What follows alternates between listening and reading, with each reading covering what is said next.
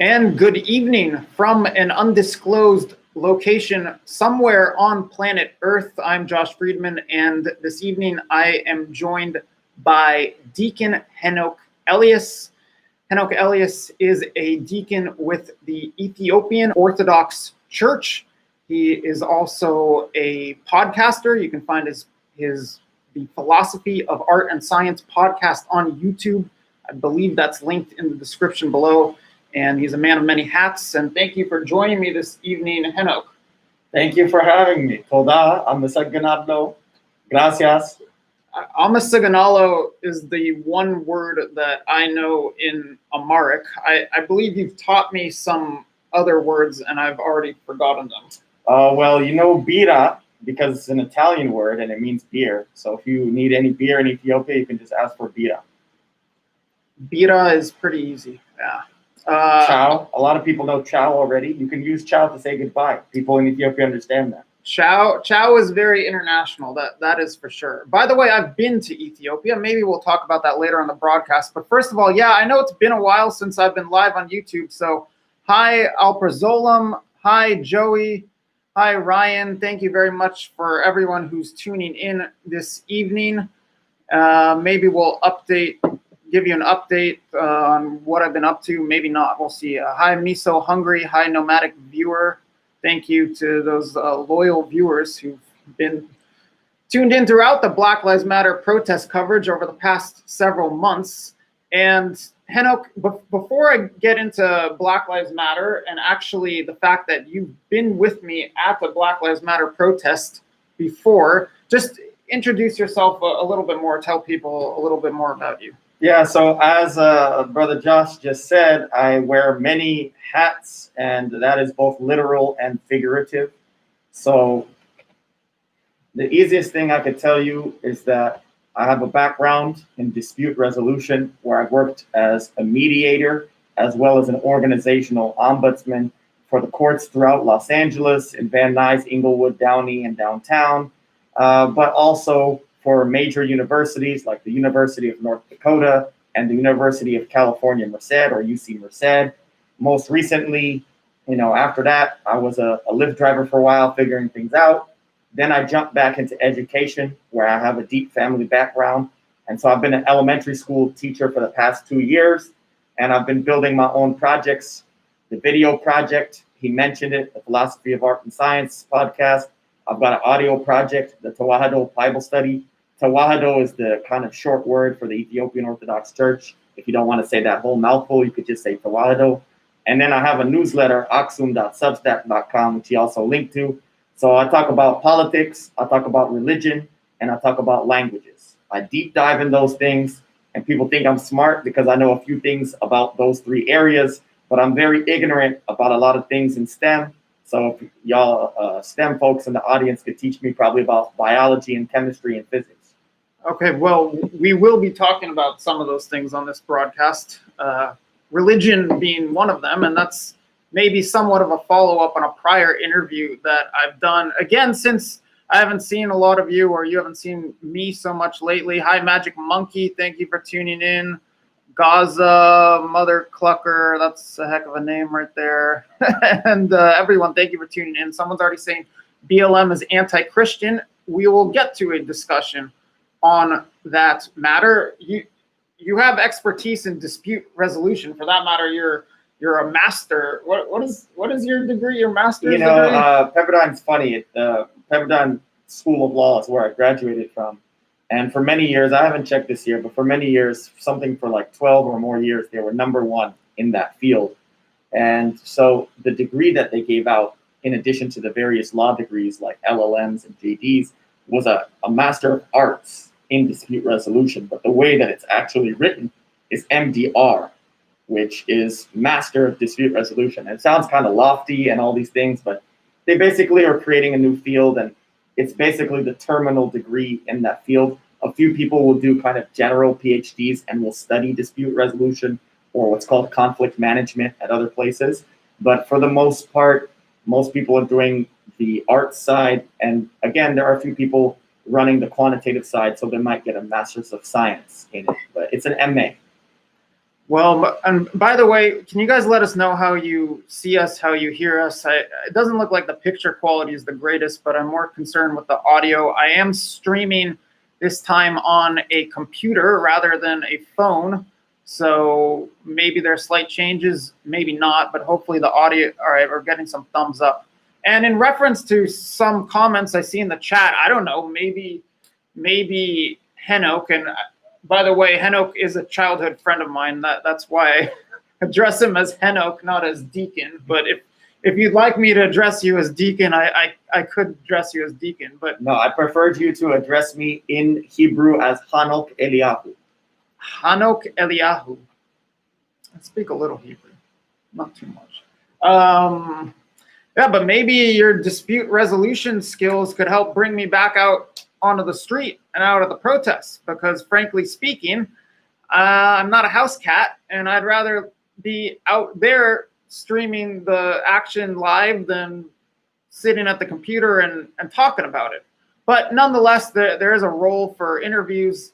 There's a role for facilitating discussion on everything, and let's jump right into it. Back in June, I think it was June, you and I went to a Black Lives Matter protest together in West Hollywood. I went there as a journalist, and you, I believe, went there as a protester. Is that correct? That's right. That's right. Protester and observer. I like to maintain my neutrality as much as possible. That's part of what being a dispute resolution expert is about, is trying to take in things from eclectic sources and trying to make an informed opinion off as much information from as many varied sources as possible. I'm sure you can appreciate that as a journalist of a certain older type. I can. False gods, and for those of you asking questions or posing questions to Henok about the Antichrist and whatnot, keep posting those questions, or post them in a little bit, and we'll get to them. A la what we did with Pastor Music. Whether you're in agreement with what Henok's saying or not, I think we both agree on free speech as a basic ground rule for this broadcast. So we'll get to them, but I'd like to continue first with, so what did you see when you went out to this protest in June in West Hollywood? What I saw, I think it was the beginning of the kind of mask period that people were getting used to and going outside in crowds. And I saw them kind of beginning to institute arbitrary laws. And I saw this earlier because I followed Josh's channel, and our beloved place that we spent a lot of time in as kids in Van Nuys. I saw him do some work out there as well prior to entering West Hollywood. And what I saw is the police using arbitrary means of kind of setting times and dispersing people and guiding people. And I didn't fully understand what that was. At the same time, I saw a giant show of force. I saw, You're what looked like the speaking army. about Van Nuys right now? What? West Hollywood. Okay. Van Nuys, I remember the times, and I saw that some of that carry over when they would say, by this time, go here, stay on this street, don't be on this street. And even some of it is verbal, some of it is nonverbal. You see, when we were first driving up, before we actually got out of the car, we saw like what looked like a garrison of troops. They didn't look like normal police. They looked like federal kind of troops, and they're standing and blocking certain ways. So I saw that, and then I saw people. These are sheriff's deputies, right? I don't know what they were. To be honest, I don't know what they were. But we're talking about West Hollywood. Yes. No, they were Yes. They were sheriff's deputies. Okay. And then you saw people parked in the streets, and you see various characters, right? You see some people asking for defunding the police. You see some people wanting abolition of the police. You see some people wanting the reform of the police. So you just see various characters, and everyone is getting up close. I know you got quite close to them. I get a little more nervous, so maybe I'm more of a nervous wreck than you. Josh is pretty courageous. He got right in the thick of things. I kind of kept my distance, and I like to observe. I saw, the people who are on the roof, the people who are in the cars, and the people who are in the street at the intersection. Have you been back to any Black Lives Matter protests since then? No, I haven't. Okay, well, I have, but you've been observing from a distance for sure, and I know because I've had discussions with you, and I know you've watched protest footage, and who hasn't? nowadays. You're aware that I did this interview with Pastor Music, an evangelical pastor. That was after a Westwood protest in which he brought some members of his congregation, and there was somewhat of a clash between the protesters and his congregants there in Westwood outside the federal building. And I did a follow-up with him. Apparently that interview upset some protesters quite a bit. So be it. He's got different viewpoints than you for sure, but I do want to do something similar where we touch on some topics where I touched on in that interview. And let me just throw a question at you as I check something really quickly. Go ahead. I'll be ready. Okay. Pastor Music describes, Pastor Music describes the Black Lives Matter protests in general and protesters in general as being violent. And if I'm recalling correctly, he says to look at the roots of a tree, and that leaders of Black Lives Matter, in his opinion, have called for violence, and it trickles down to others in the group. And I know here in LA, there are people very angry with certain members of the media who, in their eyes, are portraying Black Lives Matter demonstrators as violent or non-peaceful.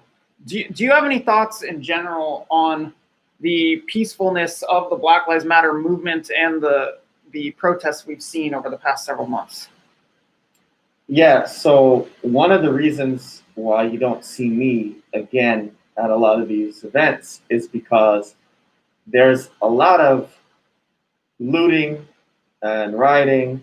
And the thing is, there are a lot of people who want to distance, the national organization from the various local chapters to the individuals protesting. And in a certain sense, that's legitimate. And there's a certain sense in which it's illegitimate. And so the sense in which that's legitimate is that it's not a top-down total hierarchy organization like the military, where you can hold each person at each level responsible for each kind of foot soldier. The sense in which it's illegitimate is if you see that level of property destruction, and if you see that level of violence, and you pretend like there's no violence going on, there is some personal responsibility on every person who continues to do that. And so I wanted to distance myself from that. And I think each individual who participates has to be able to assess what it is that they see and see, well, I may say that I have nothing to do with this, but do I, or am I giving some sort of stamp of approval by continuing to do these things? So I think there's always people who are peaceful, there's always people who are violent, and the thing that you have to dig behind is what are the ideologies behind what they're doing. So there are specific manifestos, specific ideologies, and I heard you talk about this a little bit with Pastor Music, behind, again, the national organization, the hashtag, the individuals, the local chapters. And not everybody is on the same page. People are have very different opinions, are doing things in various ways. So I think you have to say, what is their religious background? What is their political agenda? And what are they willing to do? What are they willing not to do? Where do they draw their line in the sand? And you have to be able to analyze that at a systemic and at an individual level. Okay, let's jump into 2 points you hit on: political agenda and religious background. I guess national and local level. I guess we could even go global, but at a local and national level, what do you believe is the political agenda and then the religious background of the Black Lives Matter movement? The global agenda is probably more difficult to say, but I think there's no doubt for those who actually dig in that there are people in general who would like to foment instability in the United States, and that, like any geopolitical issue on a global scale, you just have to see who are the greatest competing powers. In my view, with the United States as hegemon of the world, China and Russia seem to be the two largest competitors. So if you had to have a question of who would want to foment instability, who would want to make America look bad, those seem to be the next two powerful nations on earth. If you zoom in more to the domestic issue, the religious metaphysical beliefs, I'm not an expert on their manifestos, but you've seen people attack, for example, the nuclear family. And I think there's actually a more nuanced discussion of what they mean by that than the way a lot of people have been reactionary towards that. But even having that as a plank lets you know a certain perspective. You've heard the kind of phraseology of being against respectability politics. I heard Pastor Music mention MLK as somebody who a lot of them would subscribe to as a hero. In fact, if you look at what a lot of they say, they critique MLK and they critique the kind of older civil rights movement as being too hierarchical, as being too heterosexual, as being too male, as being too interested in wearing suits as opposed to the t-shirts that you and I are wearing, for example. So they are against what they refer to as respectability politics. On top of that, it's a general kind of progressive Democrat agenda that is subsumed within it. And some of it may be a democratic socialist wing, whereas some of it may be a more mainline Joe Biden supporting wing, whereas some of them may want to form a totally new government whatsoever. And that's part of the issue, is that there's variance across those levels and the individuals who participate. Okay, and what about religiously speaking? Religiously speaking, I saw some of the people in the comments mention ancestor worship and things like that. I think people are more spiritually confused than anything. I think they're eating from a buffet of spiritualities, but it seems that they want to critique Christianity as they know it. There are a few people who affirm Christianity and maybe want to mix it with some of the other ideologies we mentioned, but there are some people, I think, that are explicitly anti-Christian, as has been mentioned in the comments, and maybe would like to go back to more ancient spiritual practices as found in Africa, in various cultures, or their New Age spiritualities that they form here in the United States. Maybe even what some sociologists have referred to as moralistic therapeutic deism, which is just a general belief that there is a God and maybe he's nice to us, maybe he's good to us, but it doesn't actually play out in changing our behavior. Do you think the religious angle or the religious undertones to Black Lives Matter is something significant? Or is this maybe a side issue that isn't even really worth a whole lot of discussion? I think Pastor Music obviously found it to be extremely important. I think it's extremely important too. I think everyone's religious underpinnings. I would argue every journalist, every judge. If you remember now, Amy Barrett has just been confirmed to be part of the process, to be appointed for the Supreme Court. And one of the things that was said to her by our very own Dianne Feinstein was that the dogma lives within you. And that was supposed to be an insult to say that she's a religious zealot, right? That she's a Catholic, and beyond that, she's a part of what are called charismatic movements within Roman Catholicism. So when Dianne Feinstein says that, it's to disrespect her, to put her down, and to make her look ridiculous. Because in her cultural circles, the kind of overt religiosity is considered to be, backwards. It makes you stupid, inferior, all of these things.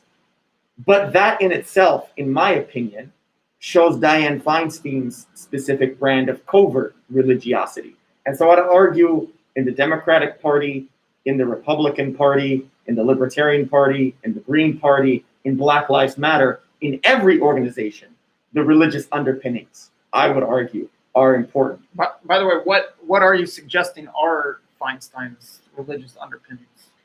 I'd have to dig in deeper, but I would bet 9 times out of 10 that she would fulfill what is called secular humanism, more than anything else.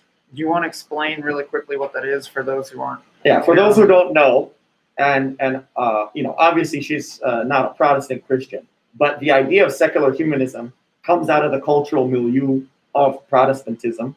Protestant Christianity comes to the United States, around the founding of the United States, and splinters into tens of thousands of denominations, from which you get the Universalists, from which you get Mormons, you get various groups.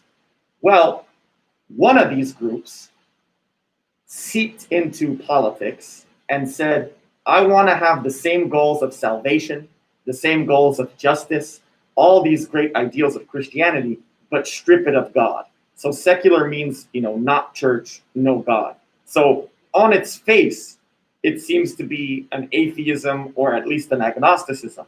But in actuality, a lot of the language they use is religious. When you saw all of them with their kente cloths, the Democrats, and bowing, when you see them like crying before the Supreme Court because RBG is no longer the justice, those are religious practices. Anybody could try to tell me otherwise, but what they are expressing is spirituality and religiosity. But they're doing it because the human being is thirsty for some sort of spirituality, for some sort of religiosity. And if they can't get it in an organized church, they're going to get it through their politics. What you're describing seemed to be apparent, at least to my eyes, on that day in Westwood when Pastor Music was there with his congregants confronting the protesters. At one point, one of the protest leaders started speaking in response. So Pastor Music and his crowd were saying, hallelujah, hallelujah, hallelujah. And one of the protest leaders started saying, we need to be saying things like hallelujah to justice, for instance. And I forgot what other words she was suggesting, but I know she brought up justice in somewhat of a religious connotation. And I think she was talking about Jesus being black and putting forth some arguments to counter what Pastor Music was saying. But how would you say social justice ties into this religious conversation and the secular humanism that you're describing? It's a great question. I don't even know if I could answer it fully. To the best of my ability, I think social justice as a general idea is a good idea. And I think most people would generally have the same ends. I think a lot of times what people argue about are means, and that's what I do, in terms of my work in dispute resolution as a mediator and as an ombudsman. What I do is say, hey, let's find out what is the most efficient way to get to the same ends. And let's be open-minded about altering our means. Some people, frankly, do have different ends. And if that's the case, I think it's good to hash it out. But I think that the people who want to fulfill what their view of social justice is exclusively through, for example, whatever the main planks of the Democratic Party are as they change every year, those people, I would say, would line up very closely to secular humanism. I would differentiate those people with what I saw in some of the comments, people talking about ancestor worship, because that is a different type of New Age spirituality that looks back to ancient gods. When you mention justice, victory, resurrection, these are old Greek gods. Like each thing has its own god. Victory, that's Nike. That's the shoe everybody rocks. That's the Greek god of victory. So when people talk about saying things like hallelujah to justice, what they're trying to do is not just take God out of the picture, but they're trying to say that these ideas are true in and of themselves and are universally applicable. And so it gets to the kind of more megalomaniacal goals they have to impose one system upon 300 million different Americans. And I think it will be naive to say there's no religiosity or spirituality behind that desire. What is that system that you say, I guess, individuals involved in Black Lives Matter would like to impose on the U.S. as a whole, or the majority of the U.S.? God, it's hard to say. I mean, Is that it's a political system, economic, cultural, religious combination? I think it's all of the above. I think the easiest thing to say, and it might come off as alarming, but I think the easiest thing is a more centralized state. Some people would use the word totalitarian, but to others that's inflammatory, to basically impose their all of bi-coastal cosmopolitan culture on the entire United States. The simplest way you can see this is the 1619 Project with the New York Times. Now, I'm a hyper decentralist, so I don't care what people kind of teach in their local schools, and I wish there was as much diversity as would be natural and organic. But one of the things you see is they have some of the same speakers going on speaker circuits where they're getting paid tens of thousands of dollars. They're trying to get the one view of history imposed on the curriculum from DC to all of the United States. So I think if you were to point to the many issues of the United States, for me, I've worked as a school teacher, one of the most egregious things that people can do is impose one curriculum upon everybody, especially as the population increases. And I think that every other political ill actually springs forth from the system of schooling.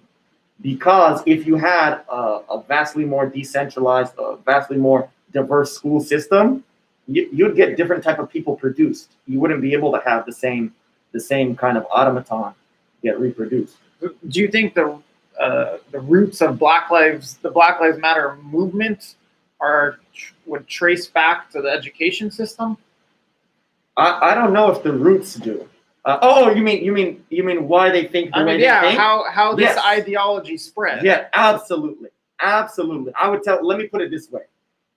If everybody was either homeschooled, small group homeschooled, or in a private Montessori system, America would look very different, and we wouldn't see the same type of issue. Now, look, I think the fundamental issue why BLM stands up back from Ferguson till now is because of the violence that police have been doing. I think the historian Thaddeus Russell, people like Camille Foster with the Fifth Column, they've done great jobs of showing police have been brutalizing Black people. And because of the history of violence upon Black people in the United States, that is seen in a certain way. But when you look at the actual data, police are brutalizing everybody. And so the important thing to do is to realize how it looks extra bad when it is racialized, but as much as possible to try to de-racialize it and look at how can you put restraints of power on those powers. The classic question of who watches the watchmen. How can you get watchmen for the police? How can you reform or change or adjust so that there is less abuse happening? And I think that that's the spark for why they got so much sympathy and empathy. But yeah, overall, why they want to have extra agenda besides just that single vote or that single issue of police brutality, I would attribute to the school system in general. And people talk about this idea of things like cultural Marxism. I think a lot of that is not so much that everybody's an explicit Marxist, but more that their default view on economics is going to be less favorable to whatever the originalists' view in the United States would be, right? Whatever you want to call it, capitalism or markets or whatever you want to call it, and more on whoever would be the ones critiquing that. So, in the early 20th century, all the sort of cool people were communists. All the people critiquing the power of the United States were communists. And so generally, I think people are going to be more favorable to that without realizing that it wasn't that system which allowed them the leisure to go protest in the first place. Are there issues other than police brutality on which you're also sympathetic toward Black Lives Matter? I think that's the only one. Are there what are there things that you've encountered that you've heard at the protests that are big? All right, so I mean, maybe that's another story. Okay. Maybe we'll get into that a little later. I mean, there all kinds of things come up. I hear reparations come up all the time. I hear moving money from the police budget. Well, reparations is interesting. I wrote a paper on that. Okay, go for it. I wrote a paper on reparations in law school. And the way I would do it is like a mass tort. Many of you may have remembered the asbestos stuff in the 90s, if you're a little bit older. And the diabetes commercials as well. There's also a movie, I think, on fracking or something. But a mass tort claim, if for those who don't know, is when a bunch of people get together to sue somebody. So I think, for example, I'm not an ADOS, right? An African descendant of slaves. My family came from Ethiopia. So I should get absolutely nothing. But people who can trace their lineage to the slaves in the United States, people who can document the redlining that happened to their homes, those people should be able to gather in a mass tort claim, sue the federal government, and get sort of one-time specific damages and money claims for the wrongs done to them that are provable in a court of law, and then that could be settlable through the councils that usually gather together to distribute those sort of funds. So that was an idea I had back in law school. The idea somewhat reminds me of my experience back in Europe during the heart of the migrant crisis with the asylum procedures of people trying to prove that they're actually from some certain area in Syria or Afghanistan where there really was violence, there really was war, or they really were politically oppressed. The small point I just want to make is I do not want a blank check. I do not want an infinite reparations. But if it's possible, traceable, backed by evidence, provable in a court of law, I think there should be limited from a lawsuit against the U.S. federal government. By the way, guys, I'm monitoring the chat. I think Henok is monitoring to some extent as well. I see we're past the half-hour mark. We don't have any time frame, so maybe we go on for a while. But I'm gonna aim for us trying to start addressing your comments and questions at the 1 hour mark. So keep that in mind. Another issue, discrimination. This comes up all the time. What about your experience growing up in Los Angeles? I mean, I can see it in you. You're Ethiopian. Maybe some police officers or a lot of people in society just view you as black. Mm-hmm. Especially when I had cornrows. Okay, cornrows could add to that. I almost had the afro going recently, but we obviously have different ethnic backgrounds. Anyway, yeah. What are your thoughts on discrimination, both from a personal standpoint, if you've experienced any of it, and from the standpoint of the movement? I think you have to objectively look at history and realize things have gotten better. You know, my parents came in the 70s and it was a little worse then, but even they were mostly all right. You know, there's this idea that if you act good, everything will be okay. And that helps you a lot of the time. It doesn't always help you. I have a number of situations, examples I can give, like practical examples of just delicious, like individual racism. As far as systemic racism, the only racism I've ever really encountered is, I know for sure a couple times, cops who have pulled me over when they had no business doing it because they saw the vehicle. I used to have a Swagon, a little 97 burgundy on burgundy Buick Riviera, and I fit the description. I was pulled over in Whittier, I remember one time, driving opposite side of a cop. As soon as he saw me, he swerved. He had nothing. You can't even scan somebody from the other side of the street. Swerved to get behind me. Against me is that I actually had an unregistered vehicle at the time. It was 1 day over. But the first thing out of his mouth was not like you see in the movies, license and registration. It was, how long has it been since you've been out of jail? And my answer was, not that he didn't say, hello, sir. No. And he just walked up, he rolled the window down, and he said, how long has it been since you've been out of jail? I said, what then? He repeated about twice. I said, what? At that point, he was getting pissed, and he was almost reaching for his little thing. And I said, excuse me, sir. I've never been spoken to that way in my life. And I said, I've never been to jail. You know, I've never, I don't even have any tickets, I explained the situation, and I told him, I'm on my way home to go pay this now. In his defense, he let me off without anything. And as soon as I got home, I paid for it. I was literally 1 day over, But there's no way that he could have known about that issue from the other side of the street. He swerved that way because he saw my vehicle, because he saw the color of my skin. Overall, my experience is great in the United States, in LA. You know, I don't know how it would have been in rural parts of the South, Well, but in actually, LA, it's been great. well, you worked, granted this wasn't growing up, but recently you worked in North Dakota. Yeah, yep. I worked in North Dakota. I didn't experience anything even terrible in Grand Forks, North Dakota, in terms of systemic issues, but I think there it's more of an insider-outsider thing. You know, they know who's, don't you know, do you go by the creek? They know who talks like a Midwesterner and who doesn't. They know who's not there. They'll comment on your plate from California. They'll comment on certain things about you. They'll ask you where you're from. They'll ask you to go to their specific church, and if you don't go, they'll feel slighted. There are a lot of unique things to the legendary North Dakota, but there I'd say it's more insider outsider. Nobody was explicitly racist, and part of that is they have billboards in North Dakota that say "Be nice." It's not advertising anything. They're not selling you anything. They just want you to be nice. It's called North Dakota Nice, Minnesota Nice.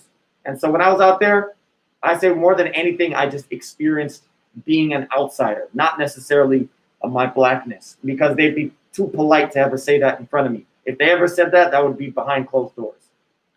So to what extent is there systemic racism, or is there not, in the United States? It's a great question. I think to the extent that they have, you know, for the things people point to, the disparities between cocaine laws and crack laws during that time, the way Tricky Dick Nixon was explicit in creating the war on drugs to go against his political enemies, the way Ronald Reagan and J. Edgar Hoover specifically targeted Black Panthers using the government. Those things built up to put certain people in a bad situation. What percentage is it? I don't have the numbers or the data to give a percentage to it. But like I said, I'll just say that I'm one who believes systemic racism is there and exists, needs to be addressed, and addressed likely gradually and incrementally. But greater than that are systems of abuse of power. More than I see issues of race in the United States, because I think mostly we've gotten over it. We haven't fully gotten over it. Mostly we've gotten over it. I think the greater issues are issues of power, issues of the federal government, issues of prisons, issue of the war on drugs, issues of borders and border abuse, all those things. I see the power of the state wielded by people in positions of power against those with less power. And that would be my frame of analysis more than race.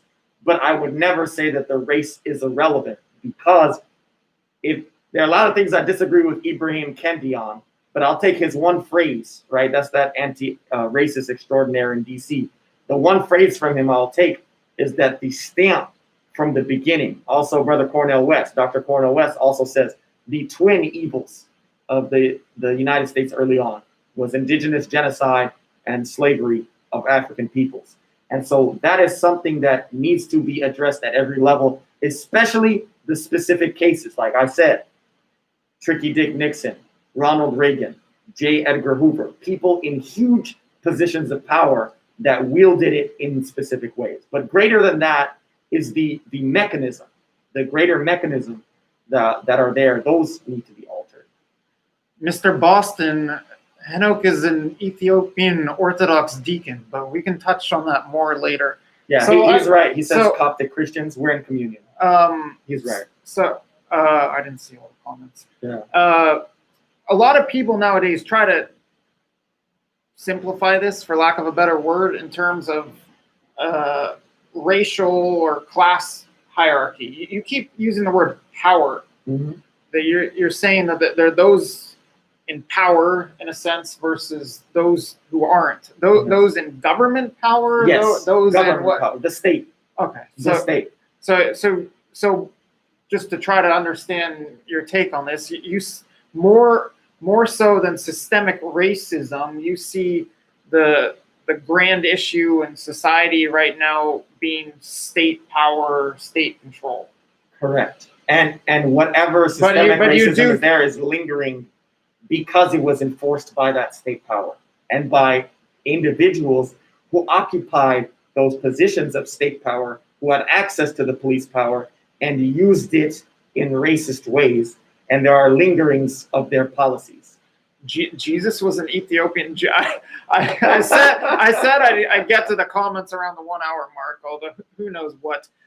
Screw it. Let's there repeatedly at these protests, I've heard talk. You know, I mean, some people asked last time, why are we bringing religion up in this discussion? Well, religion has come up at the protests repeatedly. I've heard people saying Jesus was black, and people the black. What am I? He said, "Did he speak good?" Okay, shout out to Smoke Pale Melt for knowing the Giz language. Sorry, Josh. Okay, explain what the Giz language is. The Giz language is the ancient language of the liturgical church. And to Mr. Boston's question earlier, I am an Ethiopian Orthodox Church deacon in good standing. I'm not representing the views of the church per se. I'm representing my views as an individual, but I am in good standing, and in fact, the top English teacher in Southern California. The top English teacher within the Ethiopian Orthodox Church in Southern California. Yeah, like I said at the beginning, Henok is a man of many hats. What do you think about the notion that I've heard from a lot of people expressed at the protests that Jesus was black? Or is this not even a relevant question to bring up? I think it's irrelevant. They point to certain things in the scriptures, like him having wool hair, as we can see. Josh said he can grow an afro. Different people could grow afros. Let's get to the facts, right? He's born in Bethlehem. He grows up in Nazareth, which is in current day Israel, if I'm not mistaken, close to the greater Syria, which was the Syrian desert, close to Lebanon. So he's a Levantine. He's an Eastern Mediterranean. And he's an Eastern Mediterranean or a Levantine from the 1st century. So what do those people look like now? What did those people look like 1,000 years ago? What did they look like 1,000 years before then? People could examine that data and see. He's not an Ethiopian. If he was an Ethiopian, the Bible would have said that. Even the word Ethiopian in the Bible refers to sun-kissed people, not a nation state.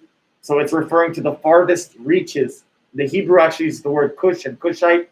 The Greek used the word Ethiopian to refer to people from the Horn of Africa, which includes, modern day Somalia, Djibouti, Eritrea, Ethiopia, as well as Nubia and Upper Egypt, which would be the southern part of Egypt and parts of Sudan on the coast. Those people along the Red Sea coast are people who would be known to the biblical authors as the farthest people ever in their known world that they would know about, who had civilization. And so if Jesus was one of those, they would have mentioned it. The Ethiopian eunuch is mentioned by name, and other places in the Hebrew Bible or in the Older Testament. You see Ethiopia explicitly mentioned in the Greek translation, and in the Hebrew translation, they use the word Cushite, but it's the same people. All right, well, at one of the protests where that issue came up, I'm speaking about the Pastor Music one in Westwood right now. It also, this conjuring of the spirits thing came up. Now, I don't remember exactly what was done. There was some shaman or shaman type person there, and Pastor Music said they were the protesters were conjuring up spirits that day. And I'm bringing this up because I think this is something that you wanted to discuss, right? Well, I don't want to get too deep into it, but I'm going to give two popular examples for people that they could look up that they already know. Although maybe we need to define some terms first, or maybe the audience is, I'm not so sure I've got the definitions in mind. But okay, I'll give three popular examples and I'll be done. So in the ancient languages, spirit and wind is the same word, right? In Hebrew, it's ruh, and in Greek, it's ruach, and in Greek, it's pneuma, right? So the basic understanding is that is a function. It's not a Platonic form or a Platonic idea. So when you go to an alcohol store, what do you see on the sign? They sell spirits. What do they mean by that? They mean that when you drink, it's going to affect your amygdala. It's going to affect your fear, your aggression, your sexuality. It's going to make you behave differently. The ancients didn't have this understanding of psychology, of neuroscience, of anatomy. So when they say that somebody's acting differently, they believe that there's a metaphysical, spiritual presence in them that makes them behave differently. So I'll give you another pop example. Beyonce Knowles is famous for her alter ego, Sasha Fierce. If you see articles of online, anyone has access to, of her describing Sasha Fierce, it sounds like demonic possession. She says she loses memory, she becomes more aggressive, and she becomes more sexual when Sasha Fierce takes over her body. I'll let you look that up and decide for yourselves what that means. So you have the example of purchasing spirits from any liquor store. You have the example of Beyonce as well as that. So just expand the mind to think about what it means to invite various spirits or ghosts or whatever it is that you want to say, and think about how it affects people's behavior. Did you just hit on all of those examples? Yeah, I think I probably forgot a third one, but okay. Those two are good. All right, well, something that's come up simultaneous with the spirits is the ancestors issue. And I don't remember what exactly Pastor Music, he was saying something about there's God's has a living spirit, so we don't want to be talking about dead spirits, something like that. But and I'm no expert here, but I've heard a lot of talk at Black Lives Matter protests about ancestors. Have you heard any of this talk? Yeah, again, that goes to the kind of they call themselves the conscious community. Some people call it Pan-Africanism. Some people used to refer to it as various Black nationalist movement. Some people use the word Hotep. So if you know about Hotep Jesus, he's involved in some of that stuff. If you saw Nick Cannon, who got in trouble for some of his anti-Semitic remarks, to anybody who knows those communities, that was very predictable. It was very predictable because it's some of the repeated knowledge that happens in these communities. If you watch Dear White People on Netflix, the TV show, you'll see a Hotep character and you'll understand what that is. But basically, they're their own versions of spirituality that base themselves on ancient spiritualities, and every culture has divination. Even in the Old Testament, if you go read in the book of 1 Samuel chapter 28, you'll see the Witch of Endor. Endor, a name that Star Wars fans will be familiar with. And the Witch of Endor helps divinate the spirit of Samuel to talk and give advice to King Saul. So you see it used even in the Bible, but when it's used in the Bible, it's not even a good thing, but it's just a part of the various cultures, right? Of the Canaanite religions, of the African religions, the Greek religions. People see it all the time. When people ask for their fortunes to be told, or people ask for their loved ones to be summoned again. I don't delve too much into exorcisms and summoning of spirits and things like that. But just know that it's a regular part of almost every ancient world religion, especially before the Abrahamic phase. And yeah, it's just a whole part of them wanting to deny what they view to be an American religion and try to go back to something else. And Pan-Africanism seems to be involved in that. Is that what they're trying to go back to or trying to go toward? And you want to explain what Pan-Africanism is, or Pan-African culture? Yeah, there are some parts of Pan-Africanism that I like. If you go back to Marcus Garvey, who's a very famous person, he's a Black Catholic. There's a whole strong Black Catholicism movement in the United States. And he'd be far more personally conservative than a lot of these people. And so for him, his expression of religiosity was found in the Catholic Church, but within a subgroup of the Catholic Church known as the Black Catholics. And you could see an episode of that on my channel too. But Marcus Garvey is basically the king of Pan-Africanism. You saw him actually collaborating with the Ku Klux Klan because he had a similar levels of commitment to free speech as you and I have, and as ACLU used to have. And he said, hey, the KKK wants Black people to leave. I want Black people to go back to Africa. Let's collaborate. And he actually raised money with them to move Black people back to Africa. So they actually found ways to sit at a table and work together. And his view was Africans for Africa. Black people should eschew trying to get hyper educated. They should run their own businesses. They should be economically self-sufficient, and they should be black and Catholic and move back to Africa and run Africa. That was his view of Pan-Africanism. As it's changed over the decades, people have become more integrationist, and so there are people who don't want to repatriate to Africa, but who want to have that here. And so you see that in the movements of Buy Black, right? Protesting Black Friday and buying at Black-owned businesses.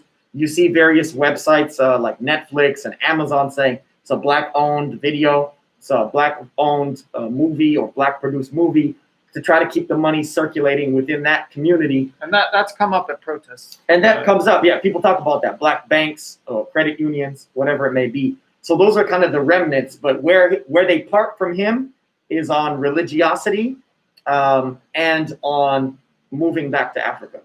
What about the political system? So if people are going to stay here and adopt political systems in Africa, like would they want to model the U.S. government after the Nigerian government or the Rwandan government or the Ethiopian government or the African Union, or is that's not even within the discussion? I don't know. I've never heard anybody get that specific, and that might be part of the problem. I don't think it's as coherent and as well thought out, and it's more emotions and emanations. The most specific thing we hear is talks about, like you said, reparations and addressing the police issue. Some people who say they're intersectional will integrate it with immigration talks, but other people will say that those things have tension between them. Well, I repeatedly and sometimes visibly, as was the case in CHOP in Seattle, and I've even seen in Portland, the demands written out to fund the police, move that money to Black communities and to social programs.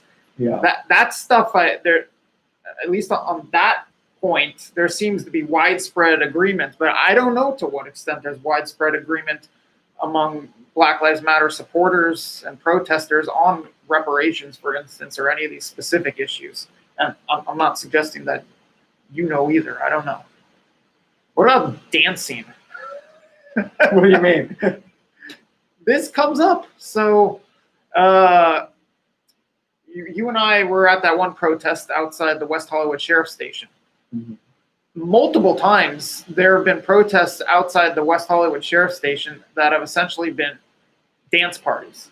So that's how I've visibly seen dancing come up on the Black Lives Matter side. Yeah. Then in my interview with Pastor Music, he was explaining what he and his congregants were doing at the one protest in Westwood, where they were making all these movements that people couldn't seem to decipher for the most part. And Pastor Music later described that as dancing and real godly dancing because of the energy and other things that they were demonstrating. What are your thoughts on the dancing that takes place at Black Lives Matter protests, for instance, outside the sheriff's station in West Hollywood? Not that you necessarily saw it, but dancing, I've seen it in Hollywood. I've seen it in West Hollywood lately. They've even been doing it in Portland. I've seen it in San Luis Obispo. Do you have any thoughts from a biblical perspective or just a cultural perspective on the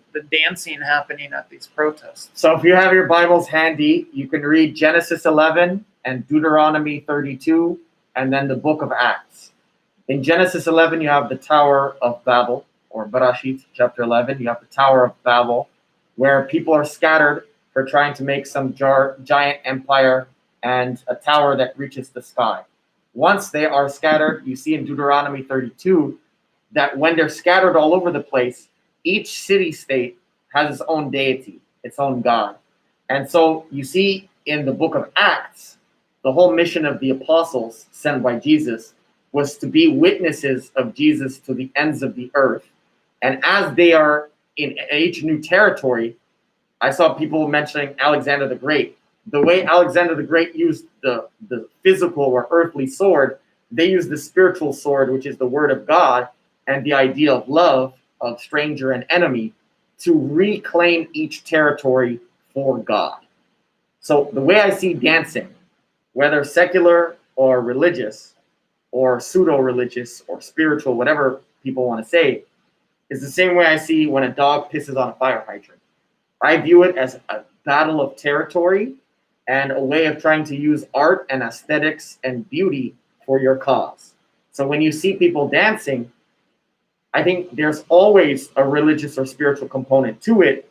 Again, it's just a question of what is the spirituality, what is the religiosity, and I think it usually has to do, sometimes explicitly, sometimes implicitly, with taking over territory. I think that's pretty. I mean, the taking of territory is pretty evident, and there's been a battle recently. The sheriff's deputies in LA County have been trying to push protesters back and stop them from taking territory, but then at some points they'll actually enclose them in. For instance, recently outside the West Hollywood Sheriff's Station, the protesters had a dance party, and the sheriff's deputies blocked off the streets and let them do it. But yeah, there's definitely been a territory battle, that's for sure. Judgment is something that came up quite a bit in the conversation with Pastor Music. Some people accusing him of being judgmental toward the Black Lives Matter protesters and the movement, and citing that biblical passage. What's the biblical passage? Judge not, and that ye not be judged. Yeah. It's a little off topic, but before we go, I figured before we go into addressing the chat, maybe we establish this in case it comes up, or maybe it wasn't going to come up. Sure. Do you have any thoughts on the biblical passage as it applies to our conversations and your judgment or analysis of the movement and of protesters? Yeah, it's a very commonplace misunderstanding of the Bible. So judge not that ye not be judged is about final judgment. So final judgment belongs to God alone. If you're a Christian, or even a Muslim for that matter, you believe that final judgment has been put into the hands of Jesus Christ. The difference between the Muslims and the Christians then is that they believe that he's also God and human being, and so that he's going to come again. So Jews believe, depending on the version of Judaism, that a Messiah will come, and that there will be a judgment day. Christians believe that he's going to come back, that he came already. Muslims believe that, but they believe that Jesus was not crucified. So the three main Abrahamic faiths agree on a judgment day. And within the Christian tradition, the idea of not judging is respecting this idea that God is the only judge, and that he left a certain narrative instructions for us to follow, and we follow those as best as we can, but we leave that final decision about who's actually getting in or who's not getting in to him. Now, where Pastor Music and I would differ is I'm not a Protestant, and a lot of Protestants will like to tell you in advance of Judgment Day who's getting in and who's not. In the Orthodox Church, of which I'm a member, what we teach is that we have hope and confidence that we're doing the right things by loving people and by participating in our church rituals, that we will be getting in. But we actually leave the final decision-making to Jesus on the last day, whenever he comes to judge all those who've ever lived and all those who've ever died. And so in the context of not being quote-unquote judgmental in common parlance, that's wrong, because the Bible tells you a lot of things about how you're supposed to think, speak, and behave. Whether you accept those or not is up to you as an individual. But the Bible, if you accept it as authoritative, tells you what to think, what to speak, and what to do. All right, we're at 59 minutes, and why not get to comments and questions 1 minute ahead of schedule? We're both monitoring the chat. This is going to be a bit of a wild. Have you described my chat? How does a wild west? I don't think so, but I'll give it to him. I know I've gotten criticism from the protesters for having a wild west chat where there's free speech and there are no moderators. I don't want any moderators. I want free speech in the chat, and people are free to make fun of me, make ad hominems, etc. It might not add to the level of discussion that we're having, but that's how things go on the Josh Friedman channel. So your comments and questions are coming in, and we'll do our best to address them. Let's see, Satanism. That's come up probably multiple times in the chat thus far. Do you have any thoughts on Satanism in general before I might? Yeah, I don't really believe there are real Satanists. I think they're mostly just atheists who are LARPing to like how people own the libs, like own the Christians. What do you think about LARPing in general? That's an allegation that gets thrown at protesters in the Black Lives Matter movement a lot, maybe even more specifically at Antifa type protesters. Do you have any thoughts about that allegation? There's a Mercatus Center of Economics at George Mason University in Virginia in the greater DMV or DC area. And there's a scholar there, Brian Kaplan, who I think his work is very brilliant. He talks about this idea of signaling in terms of higher education, but I think it's applied to many fields. And I think a lot of what we do is signaling. You hear people talk about virtue signaling a lot. There's also a lot on social media of vice signaling. So you have vice signaling, like watch me smoke this blunt, watch me drink this fifth of alcohol. Then you have virtue signaling, look how social justice minded I am. Both of those things are signaling to different audiences. And I think it's a very natural thing. I think we discussed with actual biologists, they would tell us the biological mechanisms, likely a lot to do with mating, for why we do such things. But yeah, I think it's signaling. Cop Block Hot Springs. I see you wearing a mask. How do you understand ISA? Is that Isaiah? ISA 58:6-8. Brandon, we don't have a Bible in front of us, although I could. Yeah, I can whip one out. I think dude, I think it's a passage of the suffering servant, if I'm not mistaken. All right, so let's. Yeah, sorry, Pastor Music literally had a Bible sitting in front of him on the desk as we were doing the interview. But it's a specific question. You said the whole chapter? Says ISA 58 chapter 58 verse 6-8, and in the meanwhile, I asked Henok before, is he fine with me wearing a mask, not wearing a mask? He didn't seem to indicate any preference. I don't want to fidget with the thing all evening, so I'd rather. So I'll read it for them. Okay, go for it. So this is one of my favorite verses, and so I was wrong. It's not the suffering servant. That's probably 53. So this is about fasting. This is great. Is not this the fast that I choose, to loose the bonds of wickedness, to undo the thongs of the yoke, to let the oppressed go free, to break every yoke? Is it not to share your bread with the hungry and bring the homeless poor into your house? When you see the naked, to cover him and not to hide yourself from your own flesh? Then shall your light break forth like the dawn, and your healing shall spring up speedily. Your righteousness shall go before you. The glory of the Lord shall be your rear guard. I'm glad you brought this verse up. I think it has absolutely nothing to do with masks. To the layman, can you first explain the verse and then we'll talk masks? Yeah. So the verse is from the scroll of Isaiah, which is one of the major prophets. The Tanakh, which is the Hebrew Bible, is cut up into three main portions. The first is called the Torah, which means the instruction or the law. The second is called the Nephivim, which means the prophets. And so part of the prophets, you have the early prophets, the major prophets, and the minor prophets. Within the major prophets, you have Isaiah. And even Isaiah could be cut up into three major sections. This is the last major section of Isaiah, and it's talking about not being hypocritical during fasting. So when you're trying to do social justice things in the name of God, when you're trying to take care of the poor, the homeless, the needy, whoever the stranger in your midst is or the enemy, what Isaiah, through speaking through the Spirit of the Lord, is saying is that you should make sure that you don't just fast. Like fasting means restricting yourself from food and drink. He says, in addition to that fast, you need to take care of the poor person. And so not be a hypocrite, which has nothing to do with masks, which is about a public health concern.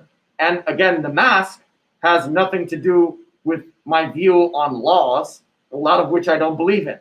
But I believe in individual responsibility and accountability, and as much as possible to try not being a spreader. I'm also very ignorant. I don't pretend to know whether this is working or not. I heard a fact that the other day in New York City or New York State, there was only one death and it certainly wasn't in the age group of Josh and I. And I think we're relatively healthy people. But to me, I'm not harmed by this, so it's like a no nonsense thing to add. And I think it has absolutely nothing to do with Isaiah 58. But I appreciate that person for bringing that up. Cop Block Hot Springs responds, lose every yoke, and saying, I guess yoke equals mask, I'm not sure. But then says, quote, hide not your flesh. Is that a biblical verse, hide not your flesh? It certainly is. So I should take this shirt off because here's some flesh too, you know?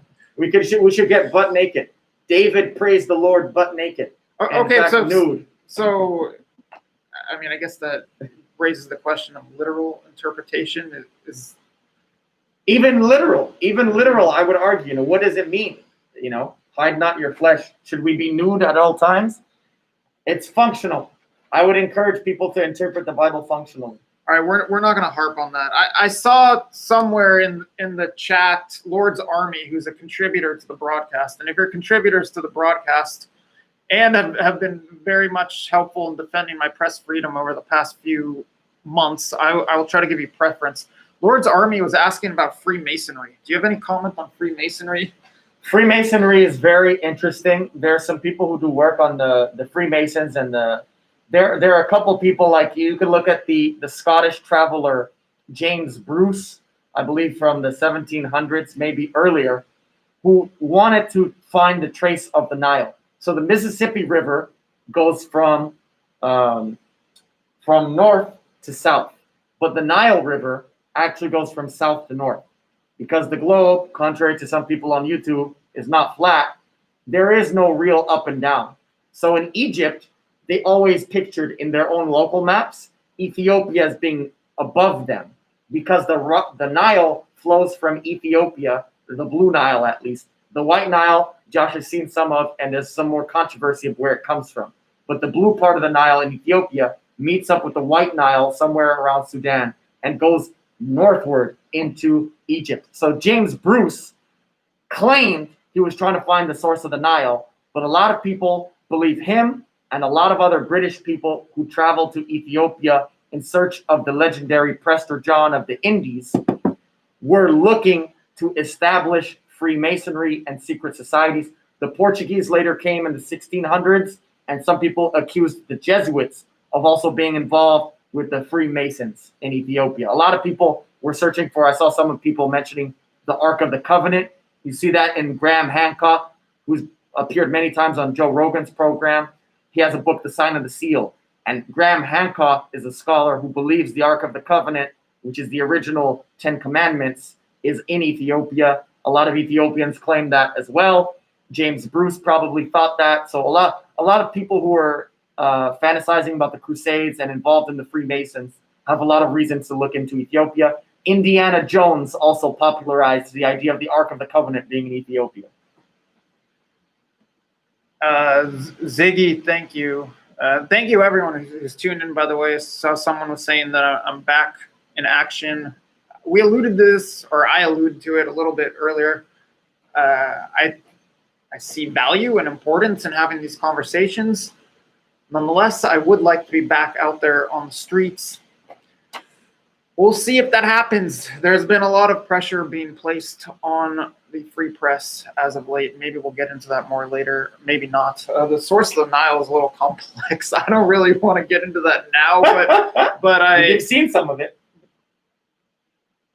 That's debatable. But I would like to say that probably in some future broadcasts, you and I will talk Africa, East Africa, Horn of Africa, and who knows, maybe some of those broadcasts will actually be from there on the ground in that region. I think at this point, I might want to expatriate to Africa more than a lot of people here would like to so-called repatriate to Africa. Yeah, they say, I think Rwanda has a nice benevolent dictator. Rwanda, actually, when I was there, it sure seemed like that. And I've heard reports on it that Rwanda has been attracting African Americans, and not just African Americans, just people from the West in general who think it's a cool place to go and even live or study or work for a while. Someone was bringing up, I think someone was asking whether, I'm not sure if it was directed at me or you, but asking Orthodox Christian or Orthodox Jewish, that was a while back. Yeah, definitely. I'm Jewish, but not Orthodox in the Judaism sense. And Orthodox Christian. And you are very much Orthodox Christian. Henok's an Orthodox Christian deacon, as we've said earlier on in this broadcast, and it kind of alludes to in the title. Did you see any comments or questions that you wanted to respond to? We've got a whole bunch that I'm scrolling through. People are saying they'd rather see you safe than in the streets. I can respect that, but we do miss you in the streets. That man on the street journalism is great. I miss myself in the streets. What was someone just bringing up a chapter? Antifa. Okay, Antifa has come up earlier, and we haven't talked about it. Do you have any thoughts? Actually, that came up in the debate last night, and someone was asking earlier, did I watch the debate? Yes, I watched the debate, and at one point it came up with Joe Biden saying that Antifa is an idea, not an organization. Do you have any thoughts on that? And maybe I'll chime in a bit. So as an Ethiopian repping the green, yellow, red today, I could say we're the original anti-fascists, the original fascist state. These things have specific meanings, okay? It means total control of the economy in every field, but not ownership. That's how it distinguishes itself from communism or state socialism, right? State socialism wants to own the means of production and control it. Fascism wants to control it, but wants the private to own it. And it was very imperialistic. Mussolini invaded Ethiopia to try to get some prestige for Italy and to try to get some revenge for King Umberto's failures in the 19th century. He occupied Ethiopia for 5 years, but he eventually was ousted. And we had some British support, but the League of Nations didn't help us. And a lot of America didn't help us, but a lot of Black Americans actually enlisted and flew and fought the original fascists, who were the Italian state, allied with the Nazis, right? And with the Japanese in the East. So the original anti-fascists, as an idea, in my opinion, are the Ethiopians, as well as the Black Americans who came and helped, and the British who helped. Those were anti-fascists. They literally fought the fascist states. In the United States and in Europe a few years ago, before all this popped off, I identified with the people who said they were generally anti-fascist.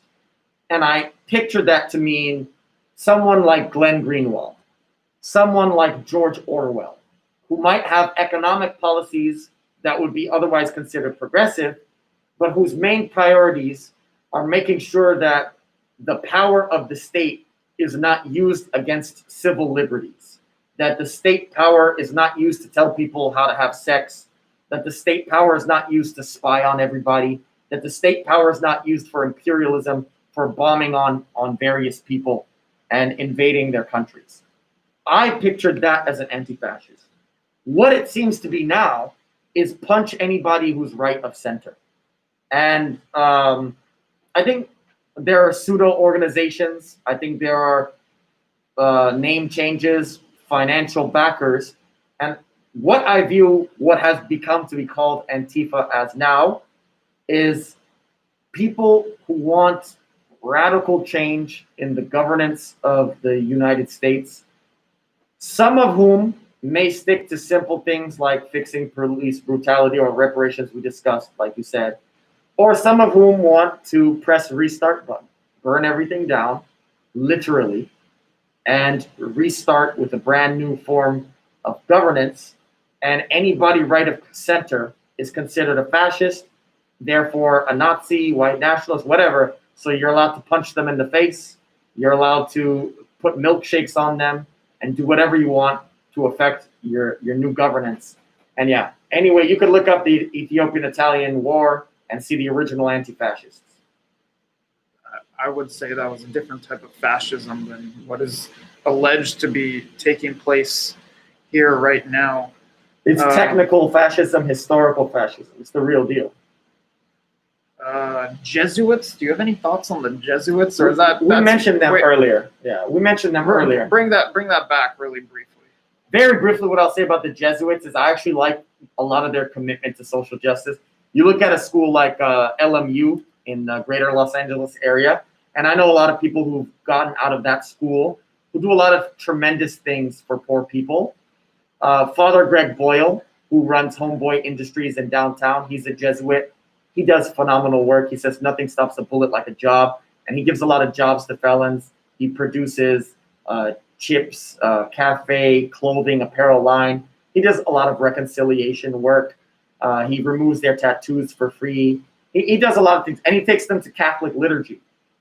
Those Jesuits are great. They tend to have a watered-down theology, and I think some of that relates to the Freemason roots that we said, that I believe some of the people in the past had in their spreading of the Jesuit religion to China, to Ethiopia, and to other places, probably in Latin America as well. I don't know enough about that to talk about it, but certainly there are some connections there.